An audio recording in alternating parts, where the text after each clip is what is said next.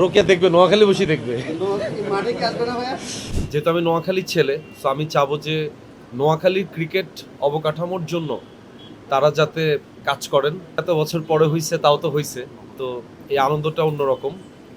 আশা করি নোয়াখালী এক্সপ্রেসের মাধ্যমে বিপিএল এবার অনেক বিপিএলে নোয়াখালী এক্সপ্রেস ভালো একটা পারফরমেন্স তারা দিবেন, এবং আমি সবসময় চাবো যে নোয়াখালী এক্সপ্রেসের সাথে যারা জড়িত আছেন, এই টিমের সাথে কর্তা ব্যক্তিরা যারা আছেন, তাদের মাধ্যমে বলতে চাই যে যেহেতু আমি নোয়াখালীর ছেলে, তো আমি চাবো যে নোয়াখালীর ক্রিকেট অবকাঠামোর জন্য তারা যাতে কাজ করেন।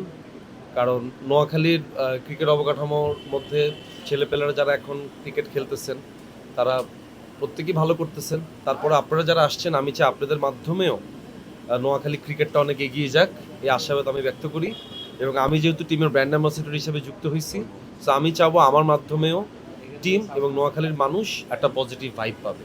Thank you. এবার আপনারা আপনাদের প্রশ্ন করতে পারেন। রিসেন্ট টাইমের মধ্যে তো নাই, কিন্তু তারপর আমি সবসময় ক্রিকেটের সাথে যুক্ত ছিলাম। স্কুল লাইফ থেকে আমি নির্বাণ ক্রিকেট খেলতাম, এবং আমি একটা ক্রিকেটের সাথে সবসময় অতপ্রতভাবে কোনো না কোনোভাবে যুক্ত থাকতাম। এবং আপনারা জানেন আমার একটা ফাউন্ডেশন আছে, ডাকবাক্স, ওইটার মাধ্যমে আমি প্রত্যেক বছর আমার নাখালপাড়াতে আমি ক্রিকেট টুর্নামেন্টের আয়োজন করে থাকি। গত বছরও করছি, ইনশাল্লাহ এই বছর আমরা করতেছি শীতকালে। সো ক্রিকেট আমার একটা আবেগের জায়গা, ক্রিকেট আমার একটা ভালোবাসার জায়গা। ফিক্সিং ইস্যু দেখেন, এগুলো আসলে ধরেন ক্রিকেটের সাথে যারা যুক্ত আছেন, বাংলাদেশ ক্রিকেট বোর্ড বিসিবির যারা আছেন, তারাই ব্যাপারগুলোকে মানে দেখবেন, তারা এগুলোকে তদন্ত করবেন। বাট আমাদের দিক থেকে আমরা চাবো যে এগুলো না হওয়াটাই বেটার।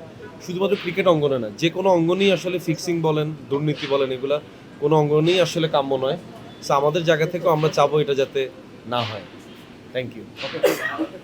প্রত্যেক খেলা থাকাটা একটু ডিফিকাল্ট, যেহেতু আপনারা জানেন যে আমাদের মাসের প্রায় 20 দিনের মতো ব্যাচেলার পয়েন্টে শ্যুট করতে হয়, যেহেতু এটা আমাদের ওটিটিতে যাচ্ছে। সো আমরা শ্যুটটাও আসলে ওটিটি ফরম্যাটেই করি, ওরকম গ্র্যান্ড আয়োজন নিয়েই করে থাকি। সো প্রত্যেক খেলা থাকাটা একটু ডিফিকাল্ট। তারপর আমি চেষ্টা করব যে গুরুত্বপূর্ণ খেলাগুলোতে থাকার জন্য।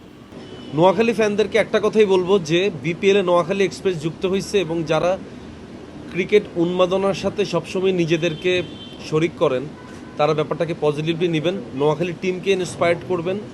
এবং নোয়াখালী টিম থেকে এবার যখন আমাদের একটা ভালো আরও কয়েকজন খেলোয়াড় যখন বের হবে, তারা আলটিমেটলি কিন্তু আমাদের জাতীয় দলেই খেলবে।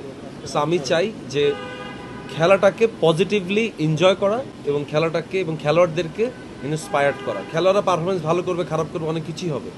সো আমি চাই সেক্ষেত্রে আপনারা গঠনমূলক সমালোচনা করেন, যাতে করে ওরাও যাতে বুঝতে পারে তাদের পারফরমেন্সে কোন জায়গায় ঘাটতি আছে, পরবর্তীতে সেটা তারা ওইটা নিয়ে তারা কাজ করবে।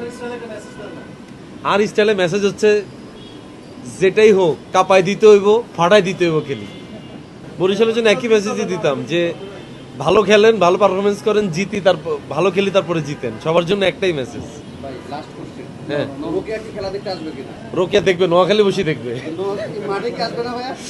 নোয়াখালী বসে দেখবে, সেদিন তো আবার মানুষের সামনে খুব একটা আসে না।